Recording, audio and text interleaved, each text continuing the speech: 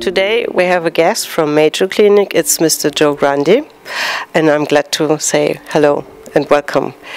Mr. Grande, you are a USMLE expert. That's why we have you invited. Tomorrow we have a small symposium with representatives of the Austrian universities, and you had some faculty meetings and meeting with the rectorate as well. And this is your second visit now at PMU in Salzburg. You can tell me something about your different impressions for this visit? Well, my first visit was a long time ago, probably about 15 years ago. And at that time, there was a major education conference, and we were providing some input about curricular design and management. The medical school was in its very early years of existence, and I believe there was only one building to the medical school at that time. It's certainly grown a lot over the years. Oh, thank you very much. And may you like to say something about our efforts we've done on our curriculum so far? Well, I have to say it's a great curriculum because it was modeled after our curriculum at Mayo Medical School. I think you have a wonderful faculty. They've done an outstanding job at providing a really solid curriculum that provides students with essentials that they need for the practice of medicine. I think you've been very attentive to input from both the European community as well as the United States in really trying to develop the best curriculum that you can. I think it's very well founded on a lot of experience that we've had at Mayo Medical School in Minnesota, and I'm really excited about some of the changes that you've made to improve the curriculum in recent years. Oh, thank you very much for these compliments. And of course, we had a lot of help from Mayo.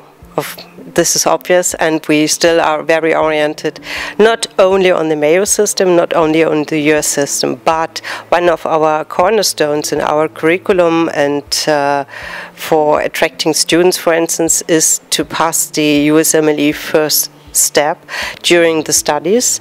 And maybe you can explain something in general about what is the value of a USMLE for a medical school, which is not so familiar or broadened here in Europe, but of course in the States it's everywhere.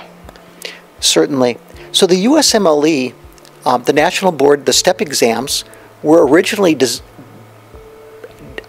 implemented because there was a tremendous need for it at that time, a national standard to assure that all medical school graduates had at least some minimal level of competency. And so this provided assurance to people that would hire the physicians or residents for further stages in their training that, again, that all of the students actually met some minimal standard. I think that it's really a great thing that your university is using the USMLE because it provides some international recognition that all of your graduates have met at least an international standard of competency. And it's an assurance that your faculty, that your curriculum adequately prepares your students to meet this international standard. So far, we are the only university in Austria, medical university, using a kind of external validation. May you like to comment on this? Well, I think it's a pioneering step. I think that there's going to be increasing need with all the different medical schools across the world that have different levels of emphasis, competencies, background of students. There is going to be a need for some international standard of competency. And I think that this provides your students with more flexibility should they decide to practice medicine outside of Austria for clerkships, for other training opportunities, or even practice opportunities.